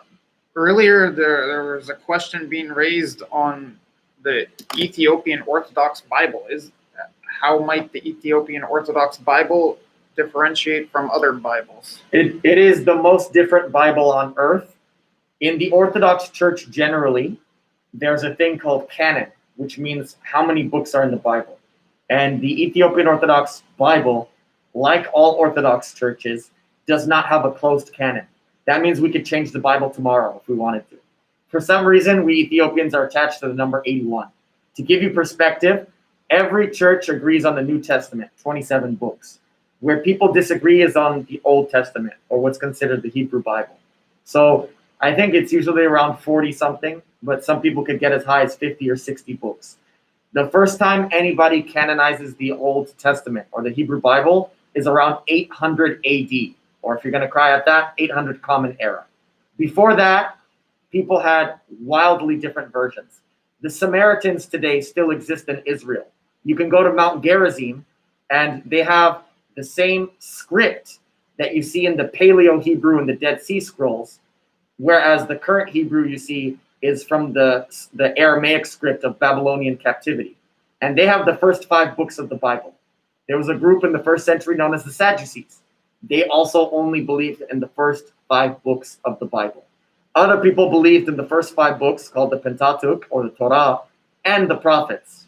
Others believed in the prophets as well as the wisdom literature, which is called the Ketuvim, or the writings. Other people believed in Second Temple literature, like the book of Maccabees, like the book of Jubilees, like the book of Enoch, like the book of Tobit, like an extra chapter of Daniel. And so the Ethiopian Orthodox Church basically says we accept everything. So a typical Protestant canon has 66 books. A typical Greek Orthodox or Roman Catholic canon has about 71 books. The Ethiopian Church has 81 books, including the one I was named after, Enoch. Someone's alleging that communism, where did that comment go? Communism seeped its way into USA church. Commies invaded the USA churches in late 1800s and started changing it. Is there any truth to that? Yeah, it really started, I think, in Latin America with liberation theology, but it probably exists in the United States as well. I think you want to explain liberation theology a bit? I think that might be part of the educational background of some of these protesters. Maybe. Yeah, I'm speculating. Yeah, you see it, especially back in Ferguson. In 2014, there were people explicitly saying they were liberation theologians. It's not necessarily everybody, right? You have to first identify as a Christian for that to be the case. But again, I'm not an expert on liberation theology, but the basic tenet was that we need to transform here on earth. Don't just focus on heaven. There are things we need to do right now, which I think is a generally true statement. But then the consequences of that is that a lot of it got tied in with Marxism. And so they believed that Marxism was somehow the truest expression of Christianity. Part of that comes from this idea that each according to their need, which is one of the big principles of Marxism, is taken right out of the Bible. If you look at the Acts of the Apostles, that is how people lived. The difference is whether you think people should voluntarily live what could be called anarcho-communism, voluntarily choose to live together and share property, versus whether you think a state with power should impose that lifestyle on others. And from what I gather, it sounds, based on what you've said earlier, it sounds like you don't believe that the state imposing restrictions or whatnot on others is consistent with the biblical teachings. It's harder to say that because you see a lot of forms of governance in the Bible, but the most truest expression of what I think the Bible teaches about governance is probably in the book of Judges and the book of Samuel before Samuel 8. Because you see in Samuel 8, God critiques the people for wanting to be like the Goyim, for wanting to be like the Gentiles or the nations who each have a king. And so prior to Samuel chapter 8, you see they live with just tribal judges and elders and a more decentralized. So it's not nothing, but maybe a basic system of governance and judgment and real coins. We didn't talk about money, right? Real metals-based, precious metals-based currencies and alternative currencies. I mean, there's a lot of things you can talk about from the point of view of the Bible, but just having more honesty, more transparency, less wanton whims, less power in general in these people, and just a very minimalist governance. We were starting to talk about how communism allegedly seeped its way into churches in the U.S., and you're starting to talk about liberation theology, and then we went off. Yeah, liberation theology was biggest, again, as I said, in Latin America. But insofar as people identified with the people in Latin America, and insofar as you look at the major universities in the Northeast, like the New England area, the New York area, I think those people would be most associated with liberation theology. Cornel West comes out of that tradition. And I actually find a lot of value in what he says. I would love to speak to him. You see Cornel West, for example, speaking with the head of the Proud Boys. You see him speaking with Milo Yiannopoulos. You see him speaking with anybody, anywhere, because he has this great commitment to free speech like you and I do. At the same time, his economic policies are very different than mine. And I think it comes from the cultural Marxism he inherited in the liberation theology. And he's from that group of people at Ivy League education who looked at the situation in Latin America and envied it. Again, as I said, a lot of the intellectuals of the early 1900s looked at the Soviets, looked at the Cubans, looked at the Latin Americans to legitimately critique the US imperialism. And then I think the issue they ran into is with all those cool people, with all those intellectuals, they assumed that all the programs they had in those places were right. I would agree with those places in terms of critiquing US imperialism, but in terms of economic policy, we would depart rapidly. I've seen in the chat some criticism of organized religion. I think a while back someone was saying religion is a business. What would your response to that be as I look for another comment that was related? I wish I was making more money if that were the case. No, it certainly can be a business. In fact, the Bible specifically creates a spirit called mammon, M-A-M-M-O-N.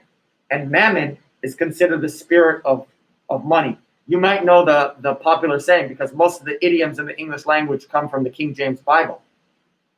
The root of all evils, or of many evils, is the love of money. That comes from 1 Timothy, but it's also a quote of the Proverbs. So it's an Old Testament thing and a New Testament thing. So whichever way you look at it, religion, organized religion, disorganized religion, it can all be a hustle. It can all be a money-making enterprise. But what makes it functional is each organization and each individual. As we get someone saying communism is a Jewish ideology, maybe we'll get back to that question. I found an interesting one for you. It's about... I can answer that one briefly. Okay, go for it. Blacks, Jews, Italians, and Irish are not white Anglo-Saxon Protestants. By virtue of them not being part of the white Anglo-Saxon or the WASP tradition, which is the dominant tradition in the United States from its founding, right, in the Mayflower and in Pilgrim and Roanoke, all that stuff, Jamestown. All the new groups who came, the blacks obviously came early, forced, but the Irish, the Italians, the Jews, you could look at the scholarship of Thaddeus Russell. They brought an outsider's perspective because they were not a part of the dominant culture. So a lot of times, whether it's communism or whether it's anarcho-capitalism, right? Murray Rothbard, Ludwig von Mises, those are Jewish people, and those are the kings of anarcho-capitalism, or just plain old minimalist capitalism. At the same time, you have Jewish people involved in communism. You have Irish people who are Catholics, Italian Catholics, and you have black intellectuals as well. When you are not a part of the dominant culture, you're able to think outside the box more by default. Okay? So if there's any involvement there, I think that would be the extent of it. Can we tie that back to Black Lives Matter? Is Black Lives Matter outside of the dominant culture, or is it becoming the dominant culture? So that's a great question. I would say if you look at the highest levels of power, it certainly is still outside the culture. Otherwise, you would not see Biden, who says he does not. In the debates, he says, I do not believe in defunding the police. I saw a lot of friends who I have, because of the culture that you and I grew up in, I have a lot of friends who are BLM fans. And I saw them sigh deeply. I saw them get mad, and they are very reluctantly voting for Biden because they view Trump as some sort of Hitler or fascist, whatever he is. So I think that it's trying to make aims to get there. And as I mentioned with the 1619 Project, for example, and spreading that throughout the United States, there are measures people are trying to take to make it the dominant culture. But I would argue it still hasn't taken it. You can say, Curtis Yarvin says Cthulhu swims left. And so by that, he means that he thinks it's inevitable that it will become the dominant culture. But as of now, I would say that the centrist culture, the white Anglo-Saxon Protestant culture, is still in 2020 the dominant culture. You could say it's feigning. You can say there's a suicide of the West, like people like Pat Buchanan and others like God Sad say over there in Canada. But I think the dominant culture hasn't fully changed yet. Okay, this question that I was about to ask earlier brings up Catholicism in connection to China and North Korea. How Mother Clucker asked, how do you feel about Xi and Un simultaneously being Jesus in Catholicism with a Chinese or NK flair? Will they both be able to maintain their churches? And I think this is an analogy, right? I don't know if you... I didn't catch that. Saying, how do you feel about Xi and Un simultaneously being Jesus in Catholicism with a Chinese or NK flair, North Korea flair? Will they both be able to maintain their churches? Interesting. Okay. Okay, so you I guess you got the gist of the question. I think the Juche system, right? Some people call it communism, but it's more specific. I read Michael Malice's book on North Korea. Doesn't make me a North Korea expert, but the system in North Korea is called Juche, Juche, and I think Juche's system is bound to fail. I don't know when. Don't ask me for a prediction, but I think it's bound to fail. So I don't think if you're going to call his system a church, which is fair, I don't think it's going to be long lasting. And you see, for example, in China and in Russia, two former communist or state socialist areas, they are pragmatically and selectively using market processes, right? So I think that's inevitable. I think you can only repress the human spirit for so long. And I think that market processes are some of the most organic processes ever known to humankind. So I think eventually it's going to open up. And when it does, you'll see them getting highly affected by China and by South Korea. As far as the Chinese system, I think they're brilliant. I don't think they're just, but I think they're brilliant. They were state socialists, and then slowly but surely, you see them using the strong hand of the state to use markets when they want to and not use it when they don't want to. And I think that their pace is good because they're also not as imperialist as the United States. You don't see them in Afghanistan, Iraq, Germany, Japan. So they're spending all that money that they would have spent on imperialism on guiding their market processes selectively. So I think the Chinese system will last a lot longer than the North Korean system. I think there are a lot of people who disagree with your analysis on there being no Chinese imperialism, but that's probably something we'll just less than the U.S. Obviously, you have Tibet, you have Taiwan, you have Hong Kong. That's probably something we'll talk on. We'll touch on another broadcast. There was someone talking about racial division. I think it was a comment. Might not have been a question. Where was that? It was up a little bit, but it was something I wanted to bring up earlier. Oh yeah, here we go. Although I am 3 races, I choose to be American. Now, that might not have been the question, but I'll ask you the question.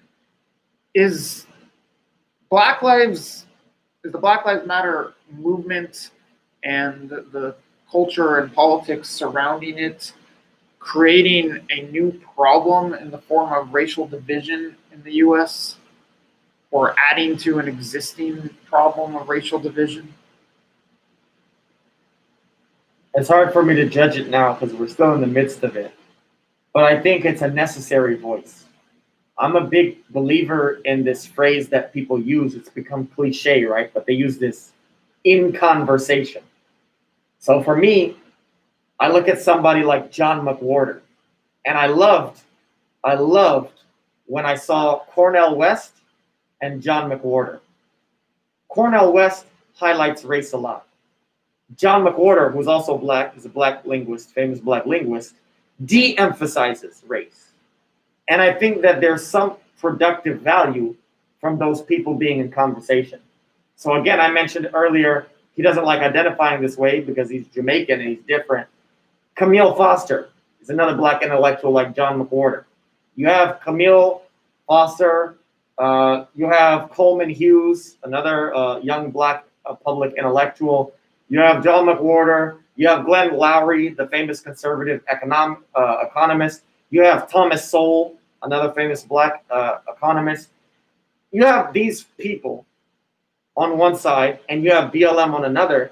And the idea that race, first of all, actual race, I think that science is very bogus, right? So even saying 3 races, I think there's a human race, and we could speak of populations and groups. But when you begin saying race, like again, the Ethiopians are going to complicate that because Ethiopians have a lot in common with, for example, people of Yemen and people of the Levant, maybe more so than they do the DRC or Mali. At the same time, we're in the African continent, and that's an undeniable fact. We also have deep connections with the Egyptians and with other Berber and Afro-Asiatic people in North Africa. So anyway, when I say race, how people perceive race, not the actual biology or science of it, but how people perceive race, I think is neither the top relevance nor is it irrelevant. So I think some of the BLM people make it too relevant, and I think some of the conservative or center-left intellectuals try to make it seem irrelevant.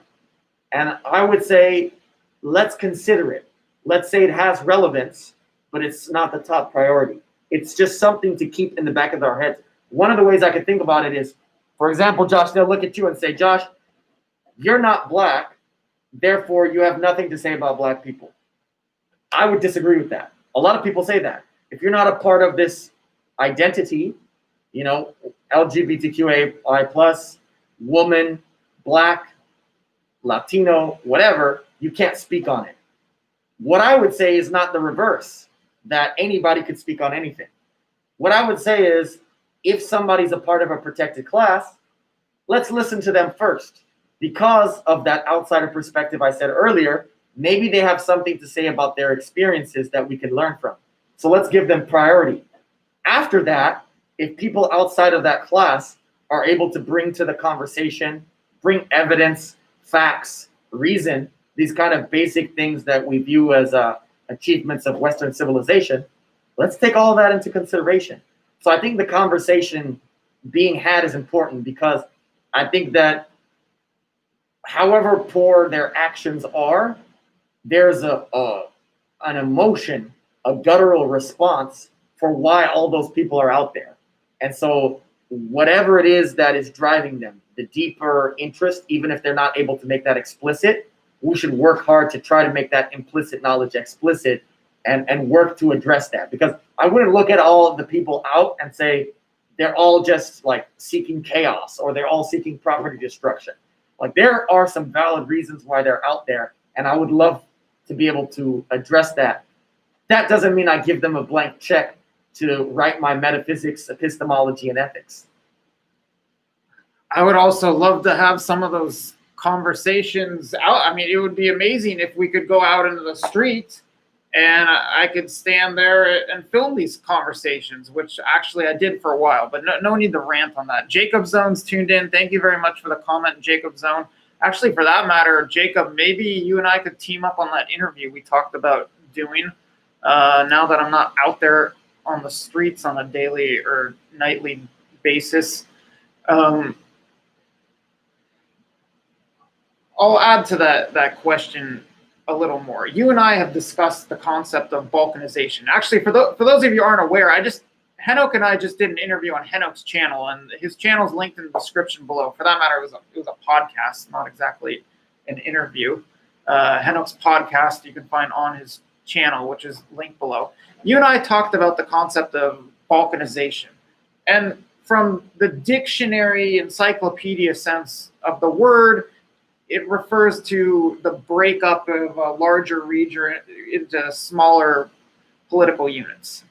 However, I think when most people use the term, they think of different ethnicities or arguably races being pitted against one another. And I know there are people arguing right now that the Black Lives Matter movement is pitting black against white, or maybe even police against civilian, or something like that. Is this racial or ethnic or other types of division really becoming a problem in society, or are these claims that the BLM movement is balkanizing the U.S. just exaggerated? You see those claims. I would argue, though, if you go to somewhere like Portland and you see mostly white people out there supporting those causes, at least with their lips. So what you can say is, I think the greater divide, more than perceived race, is cosmopolitan versus rural, and college educated versus not educated. So I think people who are educated at college, various degrees, bachelor's, master's, PhD, and people who live in larger cities are allied against people who probably have trades jobs or are more working class, and people who are more rural. And I think a lot of those lines go Democrat, Republican, generally speaking, at least in terms of who they're going to pick between Biden and Trump. But I think a lot of those people have deep critiques of Biden as well, and maybe would have been more interested in Bernie or in burning everything down. So it's hard to say that race is the only thing, because you see so many white and black people allied. Now, the interesting thing that some commentators have said is that they believe eventually Antifa and BLM will be at odds. You've seen a few situations of some people acting maybe as an agent provocateur or something, and you see actual Black Lives Matter protesters telling people not to destroy property and saying, we don't want that on us. When the police come, you're going to get run away, and they're going to get us instead. I've seen some of those confrontations. Well, how large that's going to be, I don't know. But I've seen some commentators say they think eventually there might be a split in a formal way between the agenda of Antifa and the agenda of BLM. I don't know if that's the case, but that's something to keep maybe on the back burner. Yeah, I wasn't even thinking of that when I raised the question, but yeah, if granted, Antifa is an umbrella term for a bunch of different groups out there and individuals out there who adhere to this ideology. But what I've seen on the ground in Portland, for instance, differs significantly from what I see at a typical BLM protest in LA, for instance. And also, I think it's interesting that you raised the point of urban versus rural. I've covered a bunch of these Black Lives Matter protests in San Luis Obispo. And the city of San Luis Obispo on the central coast of California actually happens to be very liberal. But the county and the region is not. And the response among the community in San Luis Obispo County, let's call it, to the Black Lives Matter protests and limited property destruction, very limited property destruction that's occurred, and traffic disruptions in the way of people going on the highway and blocking the streets. The response there has been much harsher, generally speaking, than it is to those acts and much more serious acts taking place in LA or Portland or you name it. So I think it is interesting that you raise the point of there being these dividing lines that really transcend race. I don't know if that's something you want to talk about anymore as I return to the chat.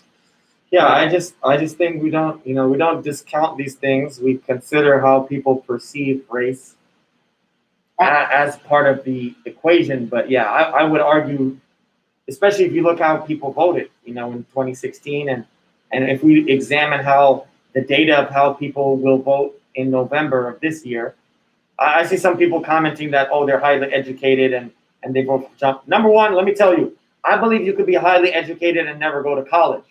What I'm saying is people who go to college, and what I'm talking about are populations and groups. I'm not saying every member of that category.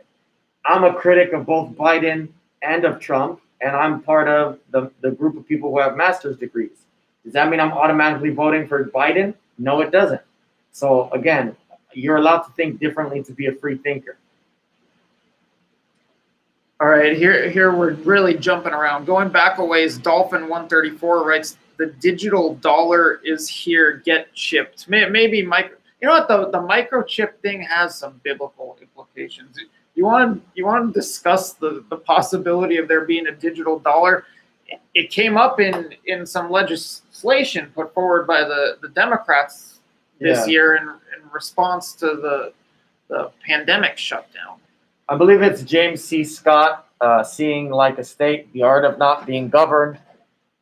The great agrarian farmer who's done a lot of work with the Hmong and other Zomians, the 100 million anarchists of the 20th century who lived across 8 Southeast Asian nation states, who realized that when he examined these groups, these Zomians, he said that they were people who had slash and burn agriculture, who ran away from the tax collector and the tax gatherer to the mountains and hills to never have people collect their taxes.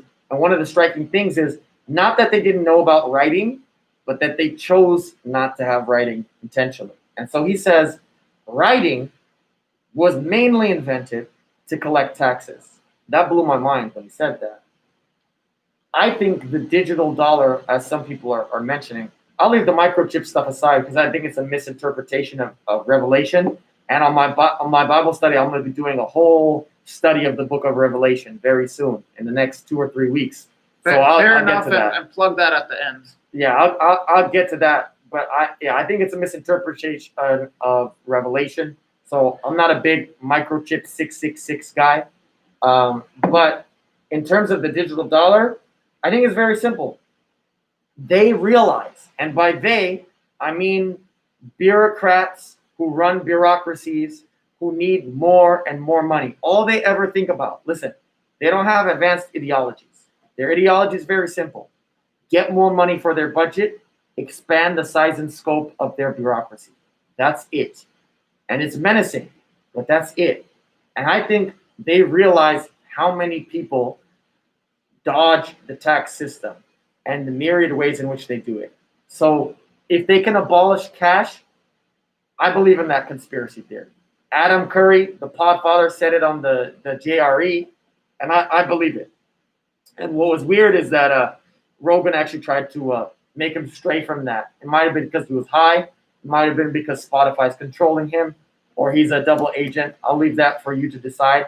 But the conspiracy theory I do believe in, because there are a lot of conspiracy facts, is that there are elements of the bureaucracy in the United States and elsewhere who would be interested in abolishing cash currency so that they can track you further and further and further with econometrics, with data analysis, and with data science, for the goal of getting more tax money, extracting more tax money out of you to go towards their local department.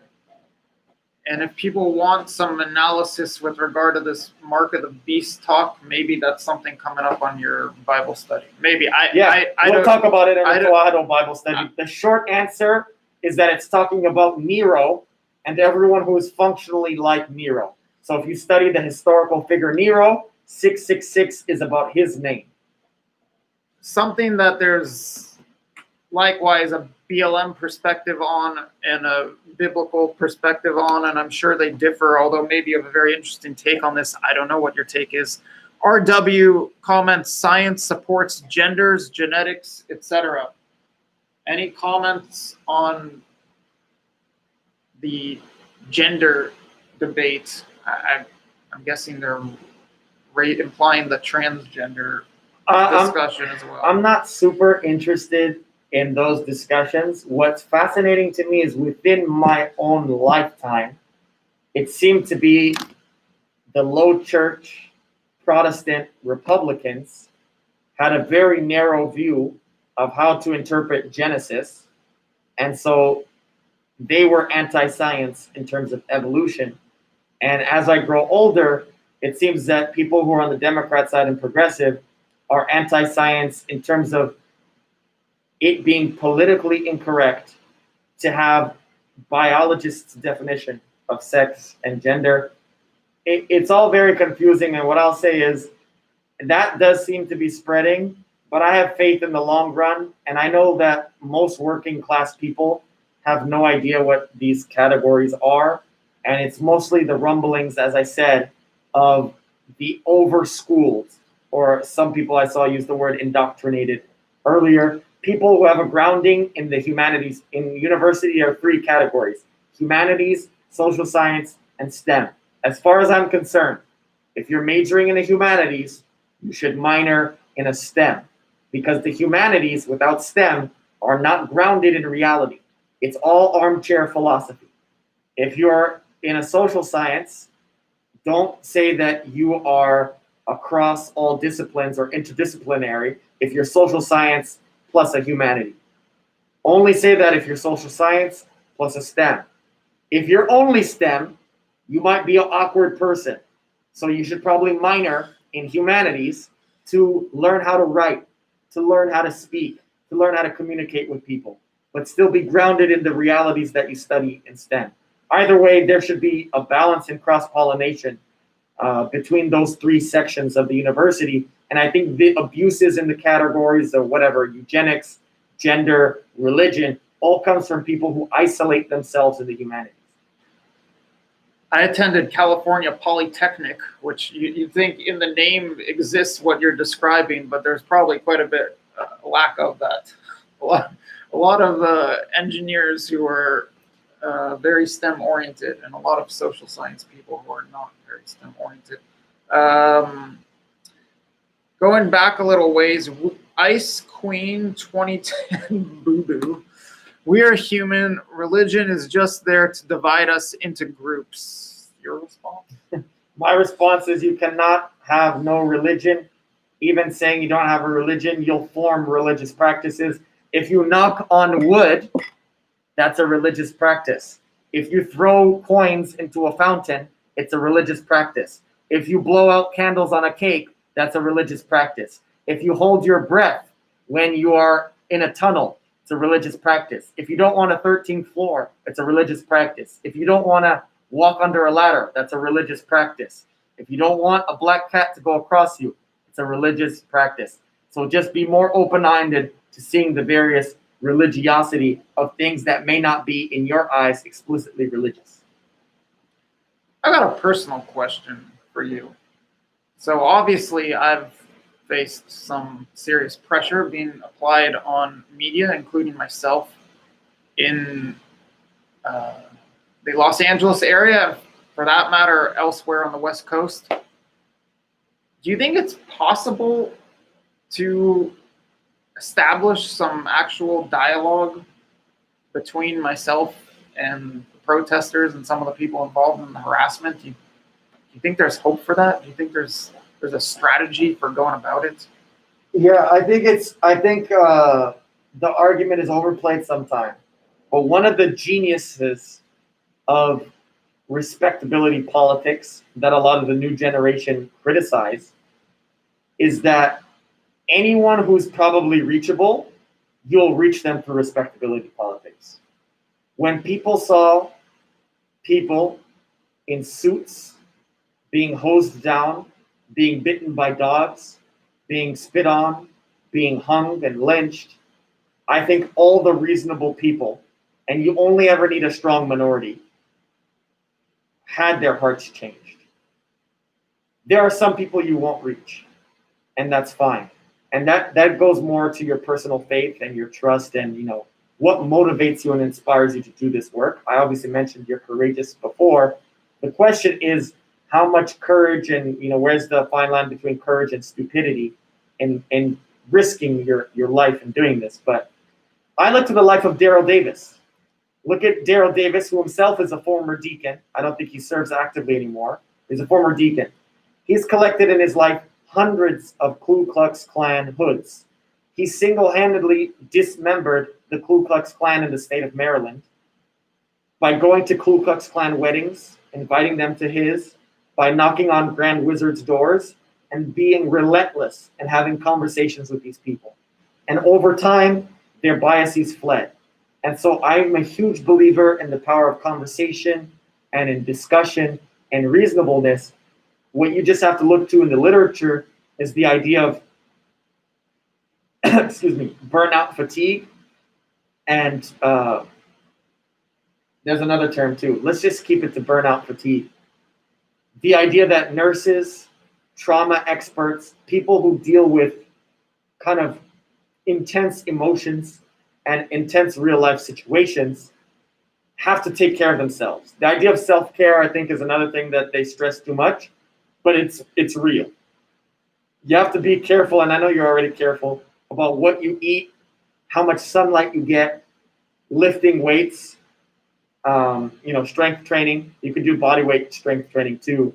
You have to do things to get your mind off of the work so that you are still motivated and inspired to do the work. And sometimes when we delve too much into a workaholic life, we may not realize that it'll subtly have an effect on us. So just being conscious and intentional about that and delving into it. But yeah, I certainly think there are a lot of reasonable people out there. I think I saw one of the feeds you have, I think it was in Westwood, it might have been Beverly Hills, where a gentleman on a more progressive leaning side, more BLM side, had a giant American flag and went into a Trump rally. Is that right? Yes, he might even be tuned into this broadcast. Okay. I think I know who you're talking about. So what I saw from that person is a person interested in dialogue and conversation. What is he eventually going to have his views on and change his views? I don't know. But for me, he's one witness to, I believe, to be representative of a greater sample size of reasonable people out there. And I believe most Americans are reasonable people that are reachable. I think it's a very small wing of people who just have their ears shut off and their hearts hardened that will never listen. Well, I'd love to have members of the Black Lives Matter movement in Los Angeles or elsewhere on the broadcast.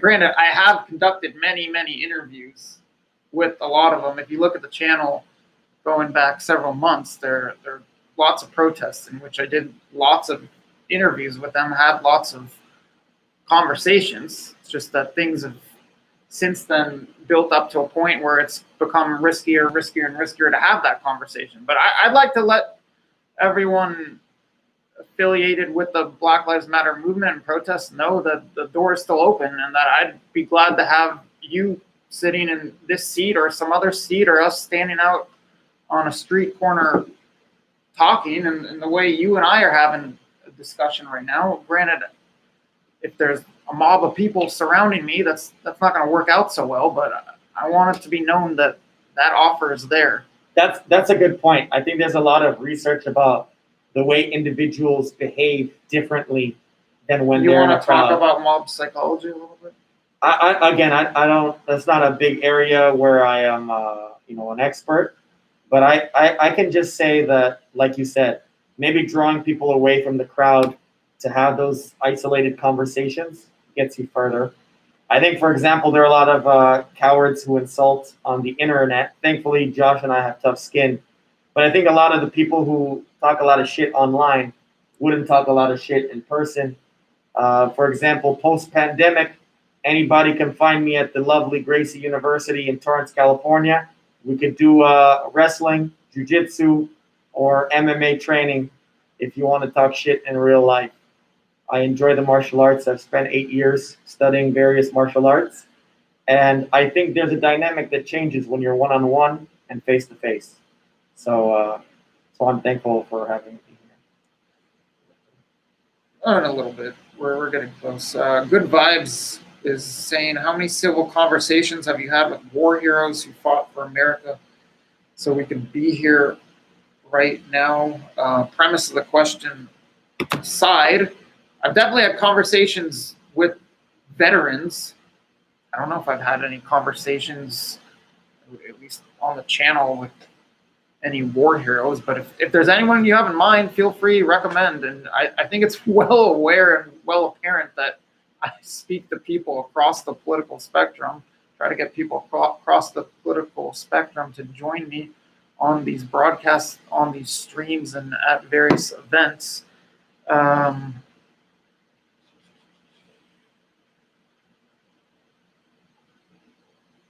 Thank you, Ice Queen 2010, who asked the question earlier that we addressed.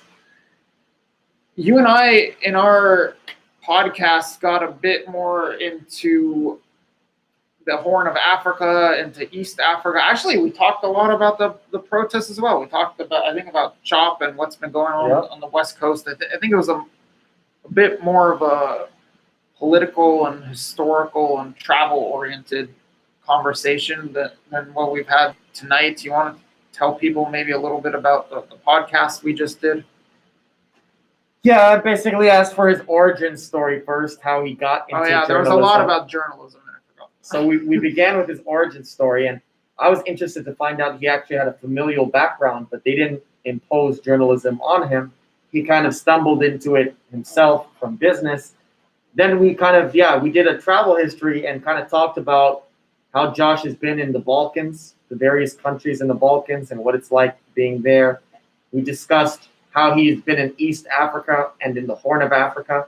For those who don't know, those are different areas, but adjacent next to each other. I've been to Addis Ababa, Ethiopia, which is the heart of the Horn of Africa. All right. That's the heart of the Horn of Africa. And the de facto capital of Africa. That's where the African Union is. I've been to that building, at least on the outside, and I was harassed by law enforcement, believe it or not, in the middle of the video. I believe it. I believe it. And then we kind of went from there back to the domestic situation. Yeah, and you can find that podcast and all of your podcasts are on your YouTube channel right now. Your podcast is the Philosophy of Art and Science podcast, and that is linked, or at least your channel is linked in the description below. Let's take final comments and questions before we wrap this up. I've got to say a big amasaganalo, which is thank you in Amharic, to you for standing up for free expression, standing up for freedom of the press, and as you discussed, and maybe you want to explain a little bit of your thoughts on the value of there being a diversity of ideas discussed and put out into the interweb. Yeah, the issue of diversity is talked about a lot, and I think people even, it's almost become a new cliche to talk about the diversity of ideas. But yeah, I think Ludwig von Mises, who's one of my favorite economists, talks about how civilization gets set up in the first place. The whole idea of civilization is against the Hobbesian view of the state of war. So rather than just club each other, which Josh and I could just club each other, rather than letting that be the way that we move forward, we decided that we can find value in each other through cooperation. And to initiate cooperation, you need dialogue and conversation. So the very strands that tie any sort of civilization together, as opposed to a hermit in the wilderness all by themselves, not building shit, is the idea of dialogue and conversation. If you see the ways in which that's enshrined in the Western tradition, through the Magna Carta, through the US Constitution and the Bill of Rights, you see that those things have brought the most civil libertarian freedom that we've ever seen in the history of the world. And I think it's an undeniable fact. And so for me, whatever our positions are on other issues, the commitment to dialogue and conversation is what allows peace to flourish, what allows economic cooperation to flourish. Another person I'm a big fan of is Ron Paul, who runs the Peace and Prosperity Institute. If you had to distill my thoughts into just two ideas, it's peace and prosperity. And I think a commitment to free speech, a commitment to dialogue and conversation gives us the environment in which peace and prosperity are most likely to flourish. I think you asked me at the end of the podcast something like, what kind of hope do I see? I might have dodged that or forgotten it and ended with something negative. But what do you see with regard to peace and prosperity? Is peace and prosperity going to flourish in the near future and in the long term in the U.S., or are we heading in a different direction? Yeah. So I see them talking about how it's a Christian nation too. I'll briefly say there's a podcast I did with Dr. Matthew Thomas, who's a New Testament scholar, and he says the United States from the beginning was a soft theocracy and probably a deist one. So you can look into that. But to respond to your question, yeah, just because you're wearing black doesn't mean we have to give everybody a black pill. To give them a white pill. I've got some navy blue on. I don't think it's. I don't think it's clear enough in the picture. Yeah. There's better lighting on my side than your side. That's right. That's a screw up on my part. No, that's fine. So to answer the question, I think what we see from the various so-called right-wing movements, whether it's the Trump movement in the United States, Bolsonaro in Brazil, some of the stuff we see in Hungary and other parts of the world, and in Germany and France, or whether it's the left-wing stuff we see here again in the United States, or movements like in Catalan and in Spain and elsewhere, I think what we see is a critique of the status quo. And if there's nothing else we can agree on, I think at least it seems like the youth want to change the status quo. Now the question of does the change the status quo to go to something more ancient or maybe something more futuristic, I tend to subscribe to what I call Afro-Asiatic archaeofuturism, which means a pro-Horn of Africa, look towards the past, use everything good from the past, but don't neglect the present and the future, use everything good from the future. So I think people who study history, people who study politics, and who critique the current moment will be able to come up with something better if we give ourselves enough time. Obviously, we have to worry about some of the existential threats out there and hope that a pandemic or nuclear holocaust doesn't take us all out. But barring those two things and other existential threats that I don't know about, I know other people are more interested in AI and things like that. I'm a little less interested, but I generally try to follow talks on the singularity and machine learning and stuff like that. But I think generally there's something in the atmosphere and the zeitgeist that is critiquing the status quo, and that is critiquing the status quo loudly. And so whether that's viewed as left-wing or right-wing, I'm happy about that. And I'm hopeful that through trial and error, because I'm a big believer in trial and error, we'll come up with some new systems of governance that take care of the poor and the marginalized more without having to make people feel oppressed by the government or have people feel like a category that they cannot change, that they were born into, is making them guilty of something. Okay, Sassy gets the last comment. Make the Horn of Africa great again. Plenty of USA youth not in cities who like the Constitution. I like that. All right, before we wrap up, like we've already said, you've got the Philosophy of Art and Science podcast. If you like videos, Philosophy of Art and Science is on YouTube. If you like audio and you like the Bible, Tawahedo Bible Study. It's also on my YouTube. It also has other sources, Anchor, Google, you name it. If you are not allergic to reading, aksum.substack.com. I have a newsletter. Some people do the free version where they get a bunch of free articles. Some people decide to give me $5 a month, and they unlock mostly Amharic articles, and they learn a little Amharic on the go as well.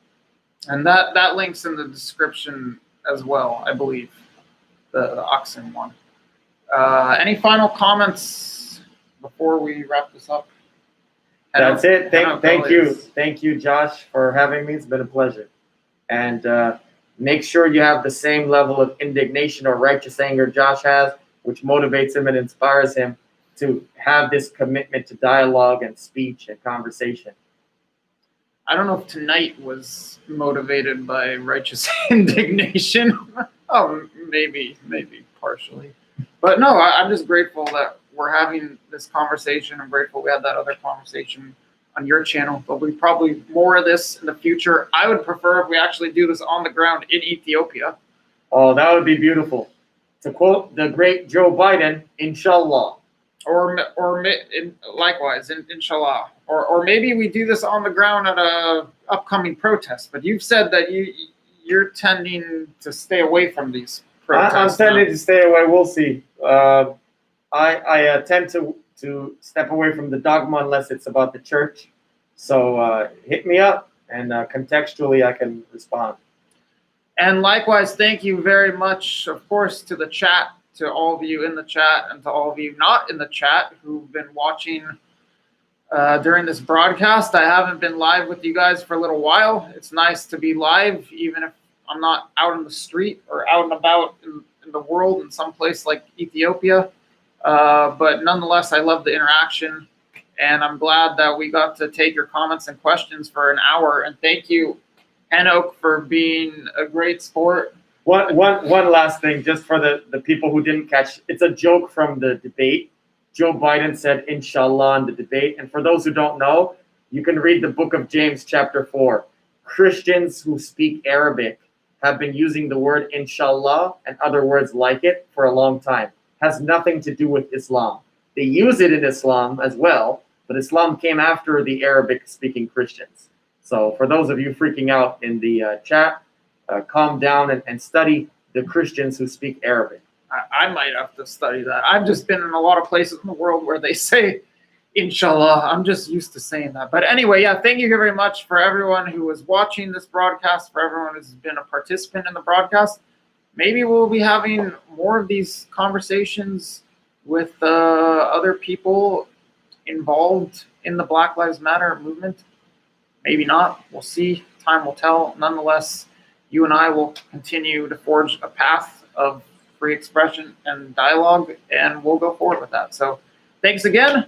And from an undisclosed location, good night, and hopefully I will see you live and on the ground somewhere in the world sometime soon. Thanks a lot, and goodbye.